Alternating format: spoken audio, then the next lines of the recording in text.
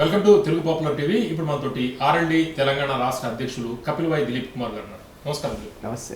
దిలీప్ కుమార్ గారు, ఇప్పుడు కాళేశ్వరం ప్రాజెక్టుకి సంబంధించి బరాజుల నిర్మాణాల్లో చాలా లోపాలు ఉన్నాయి. దానికి సంబంధించి కమిషన్ వేశారు, పీసీ కమిషన్. అది ఒక రిపోర్ట్ కూడా ఇచ్చింది కమిషన్. అందులో మెయిన్ కేసీఆర్ గారే ఈ ప్రాజెక్టు నిర్మాణ లోపాలకి కర్త కర్మ క్రియ మొత్తం ఆయనే అనేది.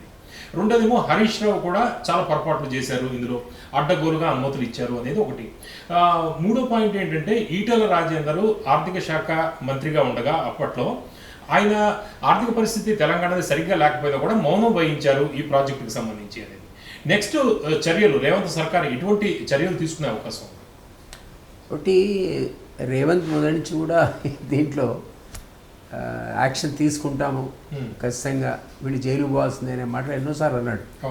సో దానికి అవసరమైనటువంటి నివేదిక ఇది అవునా కాదా అని మనం చూడాలి. ఎందుకంటే డెఫినెట్లీ ఇందులో లోపాలు జరిగాయన్నమాట మనందరికీ తెలుసు.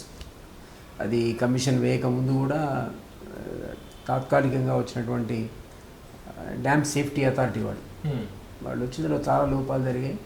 మీరు ఈ వాటర్ లిఫ్ట్ చేయకూడదు, చేస్తే ఇక ఫర్దర్గా ఇంకా కొన్ని చోట్ల కుంగుతుంది అనే విషయం కూడా చెప్పారు. చెప్పిన తర్వాతనే వీళ్ళు 2-3 చోట్ల అంటే లిఫ్ట్ చేయడానికి టీఆర్ఎస్ గొడవ పెట్టింది కదా, లిఫ్ట్ చేయొచ్చు, వాడుకోవచ్చు, ఏమీ కాదు అన్నా కూడా వాళ్ళు పట్టించుకోకుండా నింపకుండా డ్యామ్స్ కొన్ని ఆపాల్సిన పరిస్థితి వచ్చింది. సో అందులో అప్పటి నుంచి మనకు తెలుసు ఇందులో ఏదో లోపాలు జరిగాయని. మేడిగడ్డ కుంగడం, క్లైమాక్స్ అది కుంగడం అనేది, మేడిగడ్డ కుంగడం అనేది ఎలక్షన్ ముందు, యాక్చువల్లీ ఎలక్షన్ ముందు కుంగడం అనేది వాళ్ళకు ఒక రకంగా కరుడు రథం కుంగినట్టే కుంగింది, లేకపోతే అంత డ్యామేజ్ టీఆర్ఎస్కి అయ్యేది కాదు. సో దీనికి అనుగుణంగా ఈరోజు ఈ కమిషన్ రిపోర్ట్ వస్తుంది. మనందరం అనుకున్నట్టే ఇందులో లోపాలు జరిగాయనేది అర్థమవుతుంది. దీనికి బాధ్యులు ఎవరనేది క్వశ్చన్. ఇక బాధ్యులు ఎవరంటే ఓవరాల్ రెస్పాన్సిబిలిటీ సీఎంకే ఉంటుంది, మంత్రులది నెక్స్ట్ రెస్పాన్సిబిలిటీ. ఎందుకంటే మెయిన్ డెసిషన్ మేకర్ ఆయన. ఒకవేళ ఇట్లాంటి ఇంపార్టెంట్ అంశం క్యాబినెట్ ముందు కూడా రాలేదంటే, తుమ్మల నాగేశ్వరరావు చెప్పారు అన్నమాట, మాకు తెలిసి ఇది క్యాబినెట్ ముందుకు రాలేదు. ఈటర్ అన్నాడు కానీ బట్ రికార్డ్ కదా అని, ప్రతి మినిట్స్ కూడా రికార్డ్ అవుతాయి. క్యాబినెట్ సీక్రెట్ ఏం కాదు. సో బహుశా వచ్చి ఉండకపోవచ్చు. అది కమిషన్ రిపోర్ట్లో కూడా క్యాబినెట్ ఆమోదం పొందలేదని వస్తుంది. సో దానివల్ల ఇది చాలా ఇంపార్టెంట్. క్యాబినెట్ ముందుకు ఇట్లాంటి ఇంపార్టెంట్ ప్రాజెక్ట్ రాకపోతే మరి అది సీఎం రెస్పాన్సిబిలిటీ అవుతుంది. ఇక ఫైనాన్స్ మినిస్టర్ అంటారా చాలా తక్కువ రోల్ ఉంటుంది నాకు తెలిసి. ఫైనాన్స్ మినిస్టర్కి ఏముంటుంది, మీరు ఏదైతే సీఎం చెప్తాడో దానికి అనుగుణంగా మీరు బడ్జెట్ రిలీజ్ చేయాల్సిందే తప్ప ఆయన అవును కాదనడానికి నాకు తెలిసి ఎక్కడ కూడా ఫైనాన్స్ మినిస్టర్కి పవర్ ఉండదు. అండ్ ఈ cannot go to press against his own chief minister. So అది మనం అంతగా ఆయన తప్పట్లేదు. కానీ హరీష్ ఎందుకు రెస్పాన్సిబుల్ అవుతాడంటే, ఆయన ఆ శాఖకు బాధ్యుడిగా ఉన్నాడు. మొదటి దశలో ఉన్నాడు ఆయన, కీలక దశలో ఉన్నాడు. కీలక దశలో ఆయన ఉన్నాడు. ఆదేశాలన్నీ కూడా ఆయన ద్వారా పోయి ఉంటాయి, సీఎం అప్రూవల్ అయి ఉంటుందని. కాబట్టి హరీష్ అండ్ కేసీఆర్ ఇద్దరు కూడా ఈక్వల్గా రెస్పాన్సిబిలిటీ షేర్ చేసుకోవాల్సి వస్తుంది. మీరంటే రెండవ దశలో కూడా ఉన్న ఇరిగేషన్ మినిస్టర్ కూడా బాధ్యత అవుతాడు, కాదని కాదు. బట్ క్యాబినెట్ ముందు రాకుండా అది గ్రౌండ్ అయిందంటే ఆ టైంలో హరీష్ ఉంటాడు. కాబట్టి డెఫినెట్లీ మెయిన్ రోల్ అనేది మనకు కనపడుతున్నది ఇప్పుడున్న నివేదిక ఆధారంగా. ఇప్పుడు 3 సభ్య కమిటీ వేశారు కాబట్టి వాల్యూమినస్ రిపోర్ట్, అది అన్ని 100,000 పేజీల రిపోర్టు. సీఎం కానీ మంత్రులు కానీ జస్ట్ లైక్ దట్ ఒక డేలో చదవలేరు. ఆఫీసర్స్ అయితే దాని సారాంశాన్ని క్రక్స్ ఏంటో చెప్పగలుగుతారు. కాబట్టి నేను అనుకుంటా 3 సభ్య కమిటీని వేశారు. అది కూడా పెద్ద టైం కూడా ఇవ్వలే వాళ్ళకి. 4th లోపల ఆ నివేదిక వాళ్ళు ఇవ్వాలి. దాని మీద తగు చర్యలు తీసుకుంటామన్నట్టుగా మన సూచన ప్రయాణంగా తెలుస్తుంది. కాబట్టి అది కరెక్టే. అధికారులు అయితే జిస్ట్ చెప్తారు. ఆ జిస్ట్ ఆధారంగా మరి కేసీఆర్ని బాధ్యులు చేస్తారా, మీరు అన్నట్టు ఈటలు కూడా బాధ్యులు చేస్తారా, హరీష్ ఎంతవరకు బాధ్యులు చేస్తారని చూడాల్సి ఉంటుంది. అంటే ఇదే టైంలో ఇంకో నివేదిక కూడా మనకి రెడీగా ఉంది. ఒకటేమో కాళేశ్వరానికి సంబంధించి బరాజులది ఒకటి, రెండోది విద్యుత్ కొనుగోలు ఒప్పందాలకు సంబంధించి అది కూడా రిపోర్టు కూడా రెడీగా ఉంది. ఈ రిపోర్టు పూర్తిగా ఒకటి రావాలి. అంటే చర్యలు ఏ విధంగా ఉండొచ్చు? విద్యుత్ కొనుగోలు ఒప్పందాలకు సంబంధించి కూడా పొరపాట్లు జరిగే నివేదిక ఉంది కదా, కేసీఆర్ గారి మీద ఎటువంటి చర్యలు ఉండొచ్చు? అది కూడా మనం చూసాం కదా, మార్కెట్లో ఎక్కువ రేట్లు పెట్టుకున్నారని, అవసరం లేకుండా అధిక రేట్లు పేమెంట్ చేశారని, ఇవన్నీ క్లియర్ అంతమంది అభియోగాలు ఉన్నాయి. దాని తగ్గట్టుగా దాంట్లో రకరకాల అవకతవకలు జరిగాయనే విషయాన్ని ఇనిషియల్గానే వాళ్ళ అధికారులు వచ్చినప్పుడు కాంగ్రెస్ వాళ్ళు చెప్పారు. దానికి అనుగుణంగా వేసిన కమిషన్లో జస్టిస్ నరసింహ రెడ్డి గారు తప్పుకోవడం కూడా చూసాం మనం. ప్రెస్కు మాట్లాడడం, సుప్రీంకోర్టు ఏమనకపోయినా కామెంట్ చేసింది. ఆ కామెంట్స్కి ఆయన నోచుకొని రాజీనామా చేశాడు. ఇది కూడా దీనికంటే ముందు రిపోర్ట్ సబ్మిట్ చేశారు. ఈ రెండు కూడా చాలా సీరియస్గా అలిగేషన్స్ పెడుతూ వచ్చినటువంటి సబ్జెక్ట్స్. అంటే ఈ నరసింహారెడ్డి గారు తప్పుకున్న తర్వాత వచ్చిన జస్టిస్ మదన్ భీమరావు ఆయన నివేదిక ఆల్రెడీ రెడీ చేశారు. ఆ నివేదిక కూడా రెడీగా ఉంది. ఈ రెండు ఉన్నాయి కాబట్టి ఈ రెండు కూడా ఈ చర్యలు తీసుకుందామనే ఆలోచనలో సీఎం ఉన్నాడు కాబట్టి ఆయనకి ఒక రకంగా అనుకూలంగానే ఉంటాయి. ఎందుకంటే రెండు కూడా నెగిటివ్ రిపోర్ట్స్ కనపడుతుంది on the face of it. ఈ రెండు కూడా గత ప్రభుత్వం తప్పులు చేసింది అనేటువంటి విషయాన్ని నిర్ధారించినట్టు కనపడుతుంది రెండిట్లో కూడా. సో దాని మీద డెఫినెట్లీ చర్యలు తప్పవు. ఆ చర్యలు క్రిమినల్ చర్యలా, ఏ విధంగా చర్య తీసుకుంటారని మనం వెయిట్ చూడాలి. అంటే దిలీప్ కుమార్ గారు, ఇప్పుడు తప్పుల కన్నా రాజకీయ నిర్ణయం అనేది ఇక్కడ ప్రధానమైన అంశం. పొలిటికల్ గా ఎటువంటి నిర్ణయం తీసుకోవచ్చు, నిర్ణయం తీసుకుంటే మనకు లాభమా నష్టమా అని బేరీజులు వేసుకుంటుంటారు కదా, ఎట్లా ఉంటుంది? నిర్ణయం తీసుకునే అవకాశం ఉందా? మీరు ఏమనుకుంటున్నారు? ఇది అంటే కొంత ఓపిక పట్టే అవకాశం ఉందా? ఇప్పుడు లోకల్ బాడీ ఎలక్షన్స్ కూడా జరుగుతున్నాయి, ఇమీడియట్ గా నిర్ణయం తీసుకునే అవకాశం ఉందా? ఇమీడియట్ గా నిర్ణయం తీసుకుంటే లోకల్ బాడీ ఎలక్షన్స్ లో ఎవరికి లాభం ఎవరికి నష్టం, ఈ పొలిటికల్ యాంగిల్లో మాట్లాడితే మీరు ఏం చెప్తారు? అది నేను అనుకోవటం, local body elections as it ఈస్గా ఇంకా కొన్ని రోజులు వాయిదా వేసే పరిస్థితి కనపడుతుంది.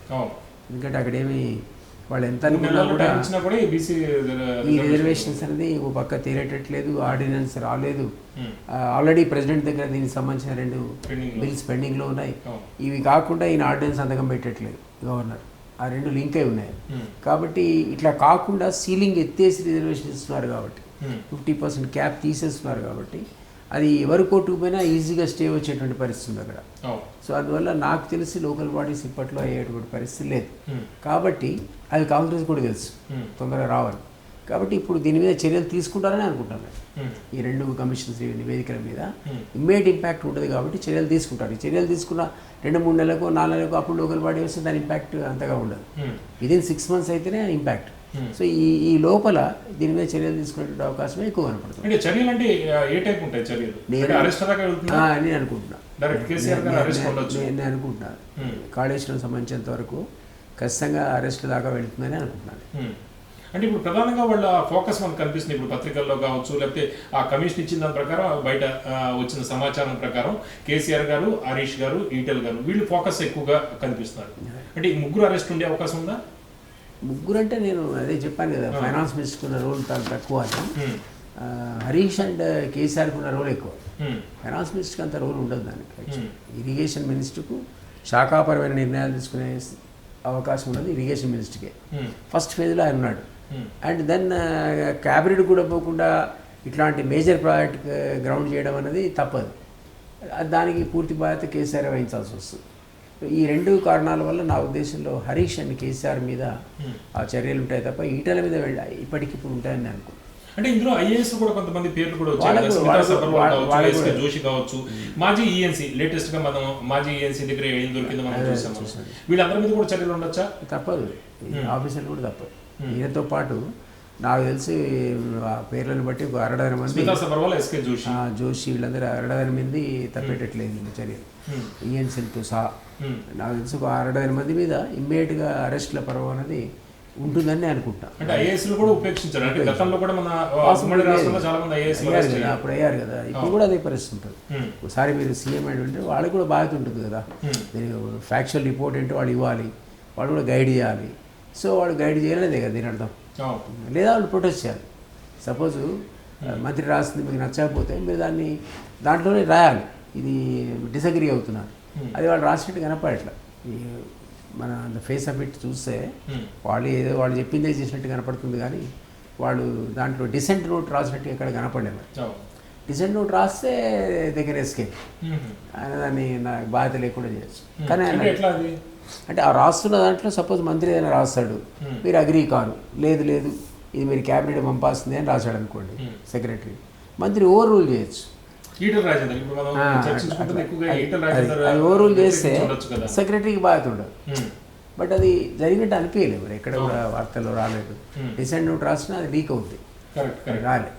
మంత్రి కూడా డిసెంట్ నోట్ రాయొచ్చు. ఇప్పుడు క్యాబినెట్ మంత్రి సమావేశం ఉంది, ఆ క్యాబినెట్లో తీసుకున్న నిర్ణయాల్లో ఈ క్యాబినెట్లో ఉన్నటువంటి ఏ మంత్రికి కూడా, ప్రతి మంత్రికి కూడా డిసెంట్ నోట్ రాయడానికి అవకాశం ఉంటుంది. మీకు జ్ఞాపకం ఉంటే ఎన్టీఆర్ గత కాలంలో ఎన్టీఆర్ క్యాబినెట్లో శ్రీనివాస్ రెడ్డి గారు లేదు ఆయన పేరు నల్లపురెడ్డి. నల్లపురెడ్డి శ్రీనివాస్ రెడ్డి అవును. ఆయన ఓపెన్గా డిసెంట్ నోట్ రాశాడు. Hmm. ఈ నిర్ణయాలతో నేను ఏకీభవించట్లేదు. Hmm. అది రైట్, అది రేర్, అది వెరీ రేర్. ఆయన డిసెంట్ నోట్ రాసి దాంట్లో రికార్డ్ అయింది క్యాబినెట్ మినిట్స్లో డిసెంట్ నోట్. ఆ అవకాశం మంత్రులు కూడా ఉంటుంది. ఎంతమంది మంత్రులు అంత ధైర్యంగా కేసీఆర్ క్యాబినెట్లో డిసెంట్ నోట్ రాసే క్యాబినెట్ పోవడమే కష్టం, అటెండ్ అయినాక ఊరికే చేయలేపి రావడమే తప్ప డిసెంట్ నోట్ రాసే పరిస్థితి ఉందని అనుకోండి. అప్పుడు మన ఎన్టీఆర్ టైంలో ఒక నల్లపురెడ్డి రాయడం చూసాము. సో అట్లా ఈవెన్ సెక్రటరీ కూడా డిసెంట్ నోట్ రాయడానికి అవకాశం ఉంటుంది. అప్పుడు ఏమవుతుందంటే మంత్రి అండ్ సెక్రటరీ విభేదించినప్పుడు ఈ ఫైలు అంతిమ నిర్ణయం కోసం సీఎం జరిగిపోతుంది. సీఎం నిర్ణయం ఫైనల్ అవుతుంది. ఫైనల్ అవుతుంది. కానీ వీళ్ళు తప్పించుకోవచ్చు రేపు ఆ issue ఏదైనా ఒకవేళ అట్లా కనుక డిసెంట్ నోట్ వీళ్ళు రాసి ఉంటే Hmm. ఆ రాసినందుకు తప్పించుకోవచ్చు. Correct correct. నా ఒపీనియన్ నేను ఆల్రెడీ చెప్పాను. కాబట్టి అది నేను జరిగినట్టు అనుకోవట్లే. అవును. వీళ్ళు ఏమైనా డూడు బస్ అనేలాగా వాళ్ళు చెప్పింది చేశారు కాబట్టి అవును. ఇప్పుడు అందరికీ చుట్టుకుంటుంది అది. రైట్. ఓకే.